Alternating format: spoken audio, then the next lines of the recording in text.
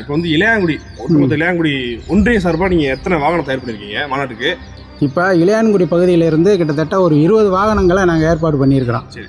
அதை நம்ம நிர்வாகிகள்லாம் அந்த வேலையில் பார்த்துக்கிட்டு இருக்கிறாங்க. கிட்டத்தட்ட அங்கே வந்து நாங்கள் மொத்தமாக ஒரு 500 பேரில் இருந்து 1000 பேர் எழுதி போகணும். அந்த மாநாட்டில் வந்து ஒவ்வொரு தொகுதியிலையும் மானாமதுரை தொகுதினா 3000 பேர் அங்கே இருக்கணும். சரி சரி. அப்படி இப்போ இது பண்ணி 3 இதுலேயும் அந்த வேலை நடந்துக்கிட்டு இருக்குது. திருப்பவனம், மானாமதுரை, இளையான்குடி பகுதிகளில் ஆட்கள் வந்து பார்த்தோன்னா பெரும்பாலும் வந்து பார்த்தோன்னா அண்ணே என் பேரையும் சேர்த்துக்கிறேங்க அப்படின்னு சொல்லிட்டு வந்துருக்காங்க. ஒவ்வொரு பேரையும் வந்து பார்த்தோன்னா குறித்து வச்சுக்கிருக்கிறேன்.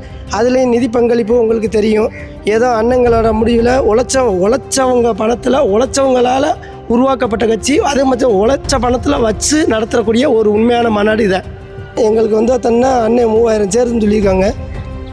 அதை விட அதிகமான ஆட்களை திரட்டி இந்த பகுதியிலேருந்து எல்லா பகுதி, அதாவது திருப்பவனம், மானாமதுரை, இளையான்குடி, இது ஒட்டுமொத்த பகுதியும் சேர்த்து முழுவதுமாக நிரப்பிடுவோம்.